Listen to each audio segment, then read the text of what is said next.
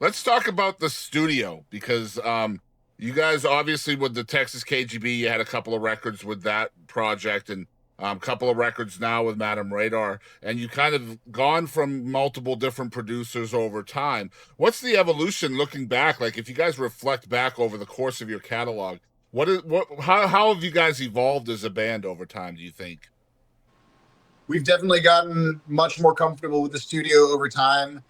I still feel like we fly through the studio. A lot of people take as much time as they can. Every record we've made has been made in probably less than 2 weeks, usually. Like 10 days is kind of our sweet spot. Wow. We did 10 days this time and spit out 12 songs. And that's become our biggest strength. It's just efficiency when we're in the studio. We don't fight about anything. No. We want to create the best product possible, so we try to really listen to each other. And the majority rules. If three of us say something's gonna should work, then the fourth one just kind of rolls in line, and that rotates through everyone. Lack of ego, you got to keep the ego out, right? It's the same thing, yeah. Comfortable studio space makes a big difference too. Like for the past, I guess the past 3 records now, we're actually all done at the finishing school here in Austin. Different producers for the past 2. We had Steve badass producers though. Good God, yeah, amazing.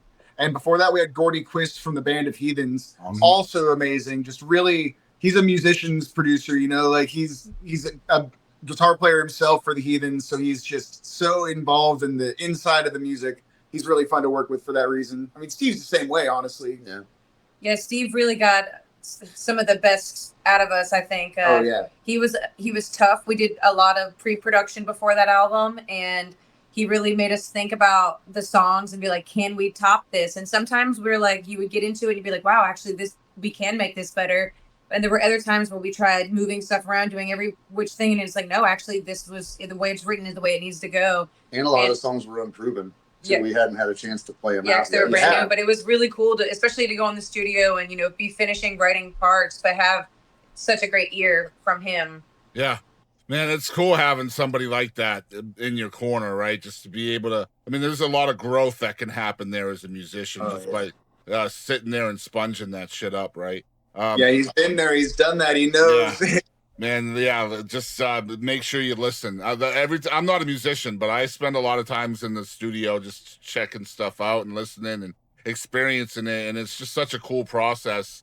I love one of the things I wanted to chat with you guys about is you being a full band and going into the studio. I imagine you guys are playing the instruments on the records as well for the most part.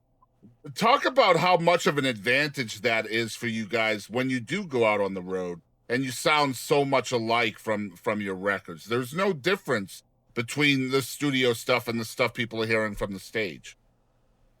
Yeah, man. Anytime I come out of the studio, I feel like I've grown as a musician, and especially on those songs. Like once you lock them to time like that, and you just drill them again and again to record it, it just sticks with you. And if you just trust yourself to stay with your muscle memory and just keep going over the tunes, it's going to be locked in for the live shows too. Yeah, it forces a level of tightness and pocket that's crucial to having playing your own songs too. It makes it so much easier to sell yourselves too as an artist, right? I mean, imagine it's like, guys, you're going to hear the same thing tonight that you'll hear on the record, so make sure you pick one up. We'll add a little ear candy every now and then, like a good friend on keyboards or something, or get some little extra percussion. But 9 times out of 10, it is pretty much spot on to the record with a little bit of form for improvisation and messing around, because who doesn't love that, keep them on the toes. We play with a lot. We extend solos. We play with the endings of songs, like Passport Blues is one of my favorite songs on the album. And when we sat down before our album release,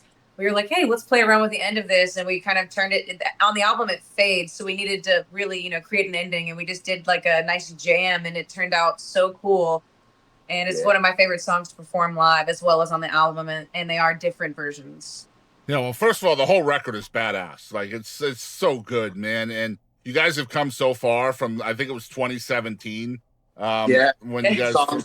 Pain. Yeah, it's just, exactly. Yeah, just such a cool vibe. I love the traveling aspect of the songs. It's almost like a concept album, right? Which is kind of a lost art nowadays.